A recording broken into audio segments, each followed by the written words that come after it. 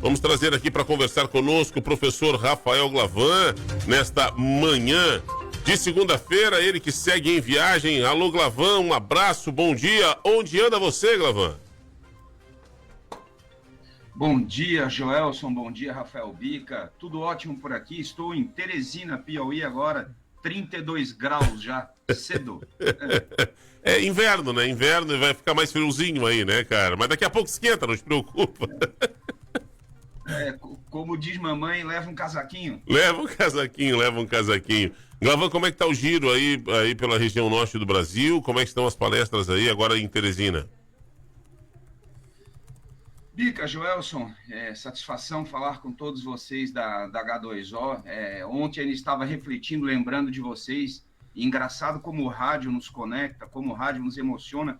Cada cidade, cada região que eu vou procurando as rádios, em essencial, aquelas mais voltadas à comunidade, com toda esta pegada, por assim dizer, com este carinho que a H2O tem aí com toda a região. E é impressionante, meus queridos, que você pode andar pelo Brasil, claro, muda a regionalidade, muda ali as singularidades, as particularidades de cada região, mas é impressionante, Bica, Joelson, meus ouvintes, como as necessidades do povo são as mesmas. Por mais que você tenha uma região de frio, como estou agora, né? 32 graus às 8 horas da manhã, mas a necessidade é a mesma. Os acertos e os erros dos empresários, do poder público, o nosso, são sempre os mesmos, independente de região. E muitas características têm me chamado a atenção. Nós estávamos ali em Belém do Pará, em Fortaleza, vamos ainda ao Maranhão, e é engraçado como nós somos carentes de 3 questões: infraestrutura, capacitação e políticas públicas. É impressionante. Contar um caso para vocês, nós estávamos numa feirinha aqui na praça e uma fila enorme para comprar, ou seja, havia dinheiro para a compra, havia o desejo da compra, havia tudo ali, mas uma fila enorme, porque parte dos compradores eram pessoas que ganhavam um vale ainda físico, em papel. E aí tudo aquilo tinha que ser conferido, o famoso cara crachá. Então havia vontade de comprar, havia o dinheiro ou a renda disponível, havia um duto, mas as pessoas levavam de 25 a 30 minutos, porque havia uma fila enorme, tinha que pegar o papel, conferir, testar se o papel era verdadeiro. E aí eu fiquei pensando, poxa, o que não resolveria um pouquinho de tecnologia, um aplicativo, né? Um Instituto Federal fazendo um aplicativo, aí, um órgão da prefeitura, uma Secretaria de Desenvolvimento Econômico, que fizesse um aplicativo por code que você só conferisse. Vejam que é infraestrutura, é uma política pública e é também uma capacitação para aqueles que fossem comprar, para aqueles que fossem ofertar, para o próprio desenvolvedor desse sistema, né, Bica?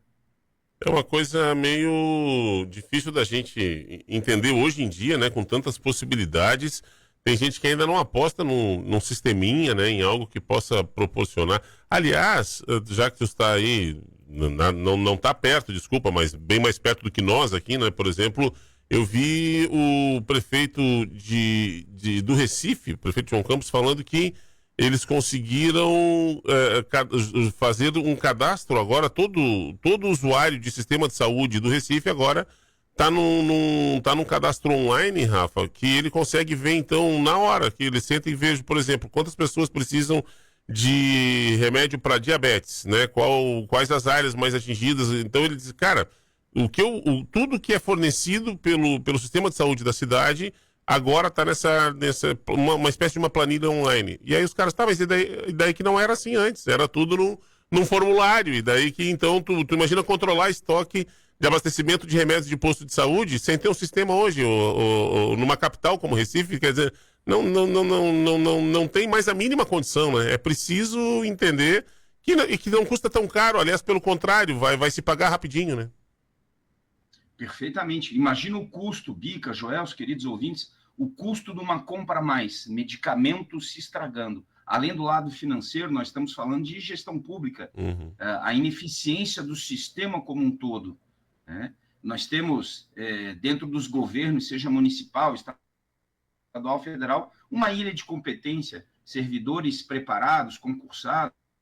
Falta, em muitos momentos, uma coordenação maior para chamar as pessoas a dizer, olha, agora o nosso foco é desenvolver o sistema.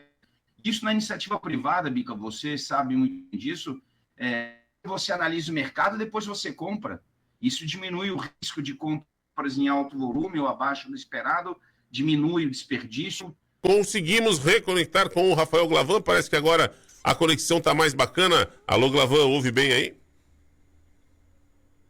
Perfeitamente, Rafael. Bica, Joelson, querida audiência, conexão restabelecida. Não sei se foi aí ou aqui, nós tivemos aí realmente esse pico aí de instabilidade. Mas, enfim, vamos lá. Então, já tinha adiantado uma parte, te pedir, Rafael, para a gente concluir aí esse raciocínio sobre, tu vinha falando sobre esses investimentos, sobre essas melhorias, o que não se imagina mais aí, né, o século passado, nos dias de hoje, ainda a gente querendo administrar tudo no manual, né?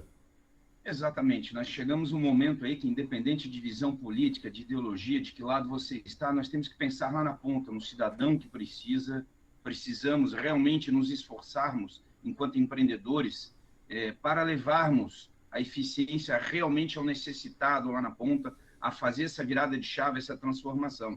Eu estava vendo, Bica, Joelson, que, em média, em Santa Catarina, 20% das consultas que as prefeituras marcam, as pessoas não vão. 20%. É claro que tem cidades onde é mais, algumas cidades colocaram o sistema de agendamento online, mas você imagina como é difícil a prefeitura contratar um médico, quantas vezes também é difícil você agilizar uma fila, e aqui falando só de um lado, daqueles que não vão, é claro, também tem prefeituras, mas a ideia é que uma em cada 5 pessoas não vai na consulta, Pica. Imagina o custo disso de um médico esperando, de toda uma estrutura que lá está pronta e as pessoas não se fazem presentes.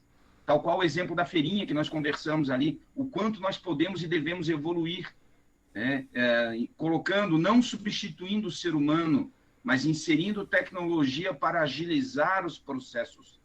Porque, ao final, o início do nosso comentário era, independente da região, da sua particularidade, as dores são as mesmas. As pessoas querem empreender, ter os seus negócios, mas para isso precisam de capacitação, precisam de treinamento, precisam de políticas públicas, e nós precisamos de infraestrutura.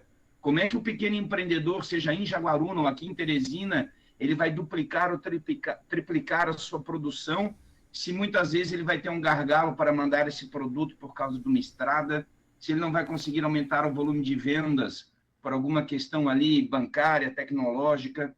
Eu acho que é isso que falta hoje para o Brasil, nós pararmos um pouco de olharmos e culparmos os outros e olharmos para nós. Olha, eu sou empreendedor, o que eu vou fazer? Tanto lá na ponta para o social, como também aqui para os meus colaboradores, treinar a equipe, capacitar, recapacitar, fazer tudo isso novamente. Volto a dizer, Bica, Joel, querida audiência, as nossas dores, depois aí de 10 dias pelo Norte e Nordeste e mais alguns dias, são as mesmas. Precisamos de infraestrutura, precisamos de capacitação e precisamos de políticas públicas. Não há nada que um empreendedor consiga fazer sem infraestrutura, sem capacitar e sem boas políticas públicas. E nós também, como empreendedores, precisamos ajudar a capacitar, fazer a nossa parte de maneira ética para ajudar na infraestrutura. Para isso existe parceria pública-privada, quando feito de maneira séria, com empreendedores honestos. E nós precisamos também, por que não, Bica, Joel, isso aí é um grande ganho, um insight que eu tive aqui na sexta-feira, ainda no Belém do Pará, quando os empreendedores colocavam parte dos seus colaboradores para ir lá ajudar nas prefeituras. Eu escutei do empresário, olha, alguém, um ser humano abençoado, eu tenho dinheiro, a minha empresa é sólida, essa solidez vem do povo que compra, vem da prefeitura, do Estado e da União que me ajuda. Então, toda sexta-feira eu pego os meus funcionários daqui, que têm a possibilidade de trabalhar comigo e serem capacitados, eu mando lá na prefeitura, de graça. Fui ao Ministério Público, fiz um TAC dizendo que eu não quero nada disso, nenhum benefício, abri mão de participar de qualquer concorrência com a prefeitura, e eu vou devolver ao município a capacitação que eu dei aos meus colaboradores.